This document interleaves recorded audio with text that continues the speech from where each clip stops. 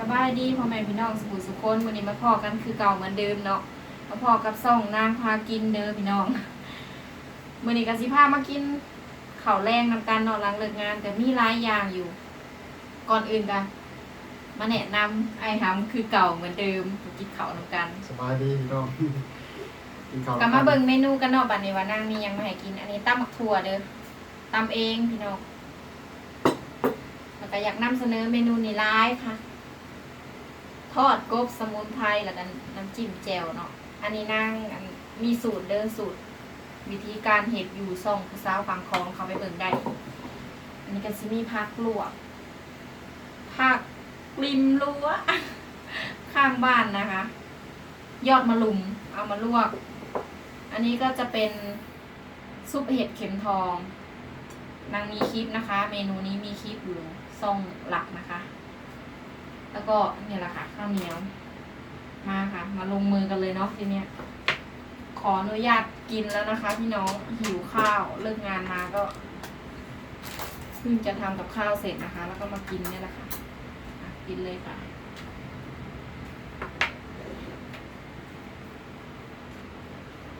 เอาไปฝั่งโน้นบ้างข้าวเหนียวพอไหมแบ่งกันไปกินได้เลย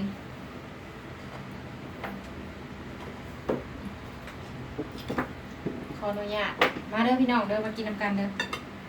มีแต่แนวแซ่บๆได้มื้อนี้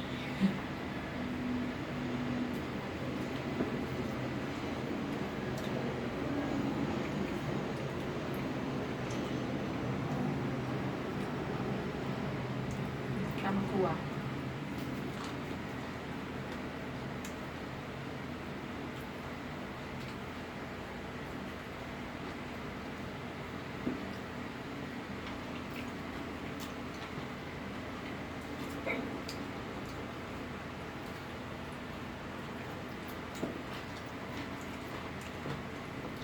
จุนเจ้าได้ยังกินข้าวแรงเนาะพี่น้อง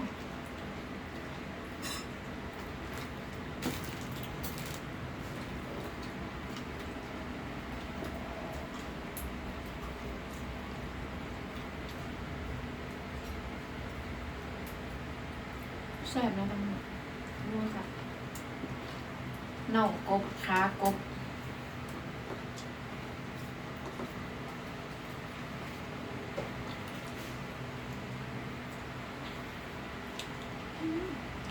นัว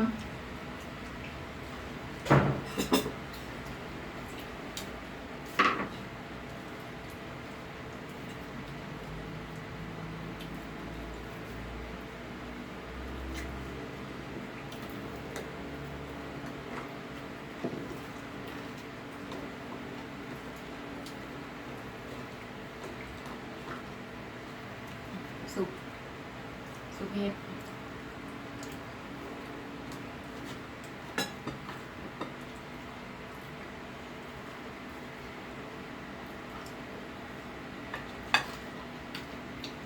เพิ่งบอกให้มาเนาะหลายคนแซ่บ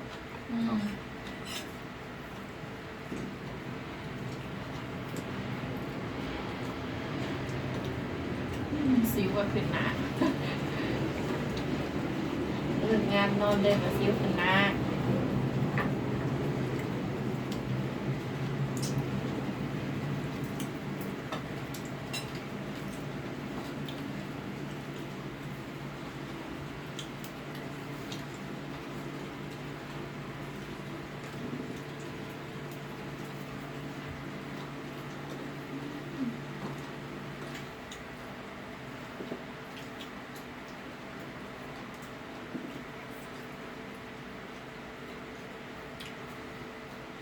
ทอดกบก็ต้องมาหัวเขากันเนาะอีกหยอดเลยแซ่บเลย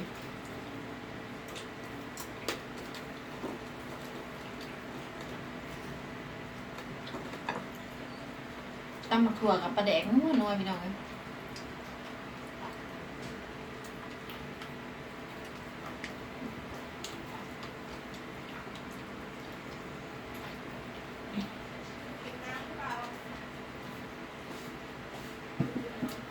ลืมปิดให้พี่หน่อย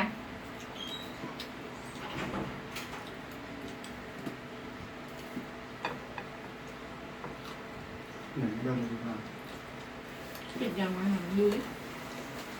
เข้าว่าปิดเลยแหละลืมบอก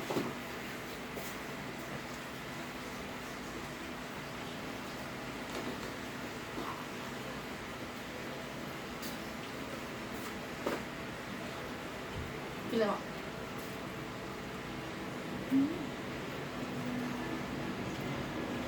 ลวกผักกับหวานหวาน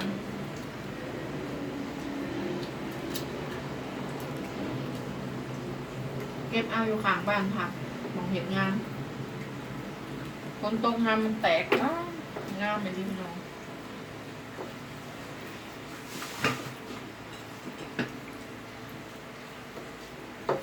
มึงอาหารก็กินหมูป่าสตีน เป็นว่าไปนำกินหัวแซ่บ หนึ่งว่าแสบเป็นปากบออก เขากินแซ่บต้องเงียบ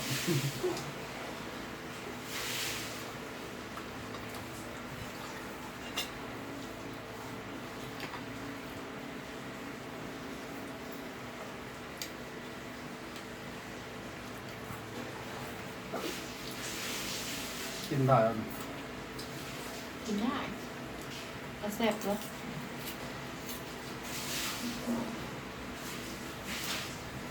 น้ำอะไรเออ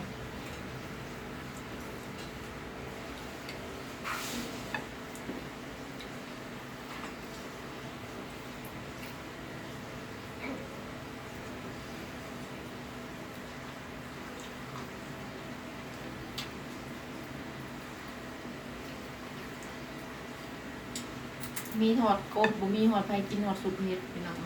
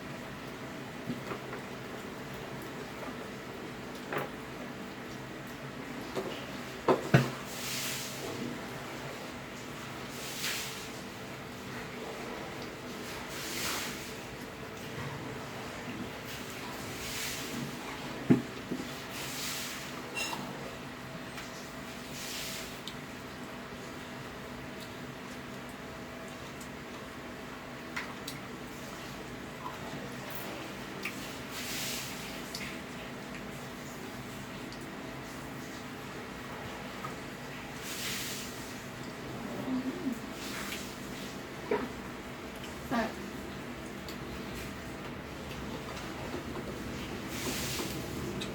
หิวขาวแห้ง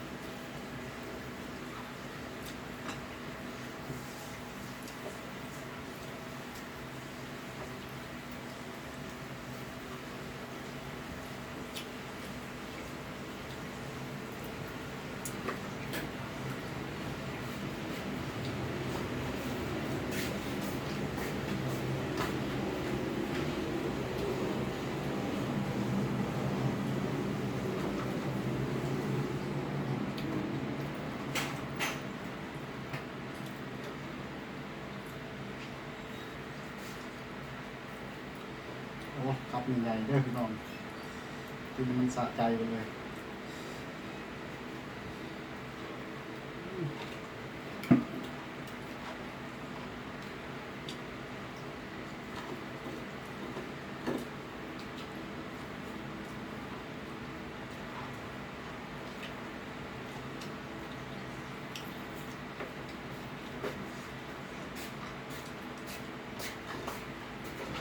อิ่มแล้วบ่หนึ่ง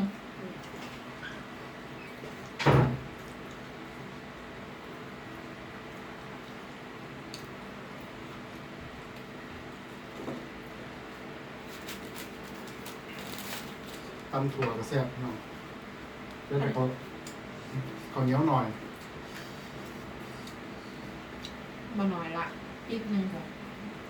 แล้วพอกินเลยหมดแล้ว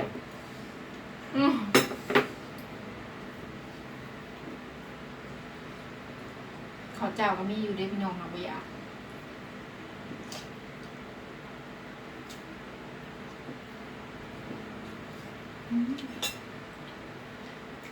จะหมักหวยมันแบบ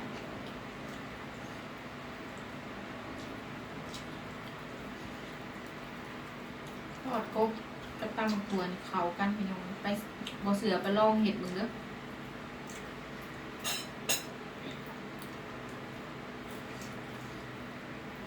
เอาละ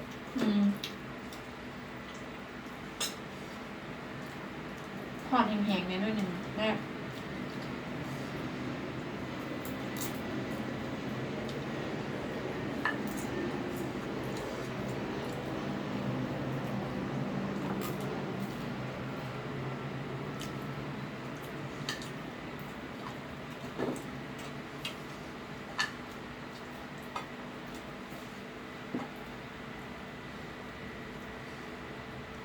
โอ้ยข้าวเหนียวมันพี่น้องเอ้ย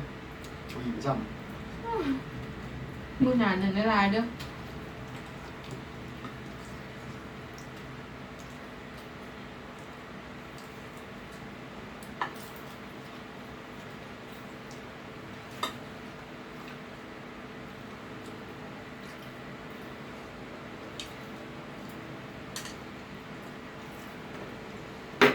โอเค ำจบนะครับแซ่บครับ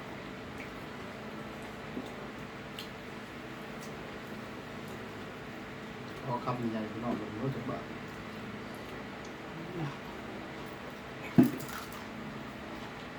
เห็นค้ากบไปหน่อย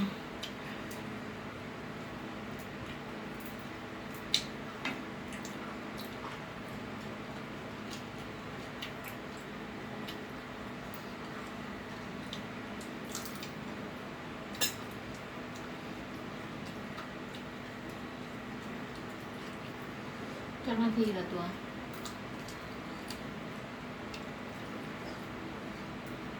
มือเนี่ยเจ้าหน้าที่ละแน่บ่เห็นนะเขาระเบิดมีหนองเบิดเกลียดเลย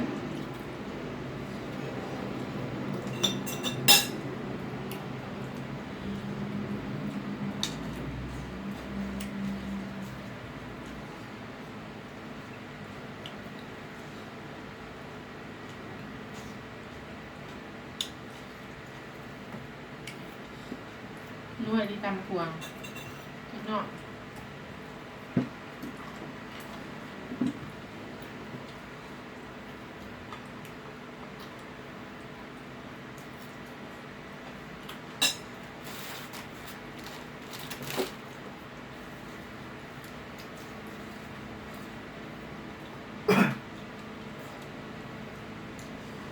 ก่อนก่อน คำสุดท้ายเนาะก่อนสิลาพี่น้องไปมันยาวปดอ่ะยันพี่น้องเบื่อ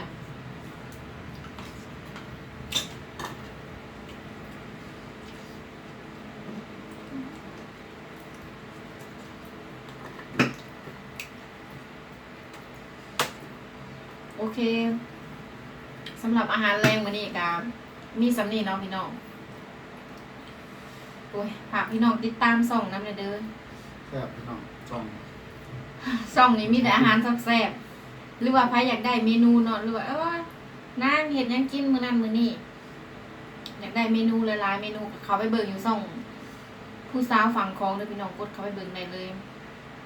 เมนูอาหารหลากหลายเมนูเขาไปเบิ่งได้นะครับช่องนี้นั่งกับสิกินสำหรับมื้อนี้ก็อิ่มแล้วสิขอตัวลาพี่น้อง